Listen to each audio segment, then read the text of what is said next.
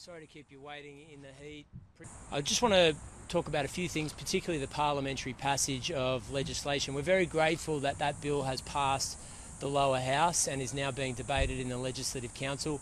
We're hopeful that the legislation can pass at some point today or in the early hours of tomorrow morning.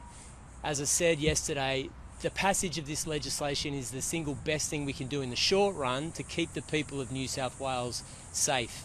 And I want to acknowledge the Leader of the Opposition's bipartisan approach to some of the difficult issues that we've had to confront together in a short space of time. I understand it's very difficult to cobble together a political party to pass meaningful reform, but the Labor Party and the Liberal Party together have managed to do that in the last 24 hours. We've got one step to go, but it will be a clear message and clear progress to keep the people of New South Wales safe, whether that's on gun regulation in New South Wales, or secondly, on protests in order, changes to protests in order to lower the temperature in Sydney, and a bit of acknowledgement that in some cases words lead to actions.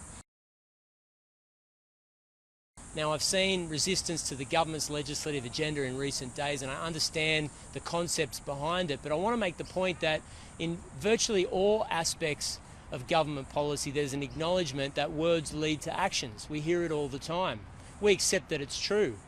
But if that's the case as an idea or a concept, then that must be the situation as it applies to protests in New South Wales. How can it be that a protest can take place in the state and there's a swastika tattooed on the Star of David on a poster in the middle of the city, or photos of the Ayatollah, the leader of Iran, or posters or flags of Hezbollah or Hamas, the terrorist leader Hassan Nasrallah, Hezbollah's leader, a big framed portrait of that leader walking down the streets of Sydney, shirts saying death to the IDF, other shirts that says all Zionists are neo-Nazis. There was a sign that said all Zionists are neo-Nazis. So look, if there's a concept, and I think it's true, in other aspects of the law and government policy that words ultimately lead to actions, then how can we say that protests that have these signs have no bearing on either the culture, the temperature,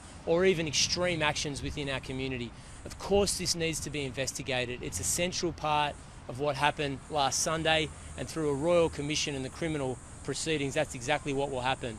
But in the meantime, I'm urging lawmakers in New South Wales not to bury their head in the sand and say that there's absolutely no relationship between the two. As I've said repeatedly,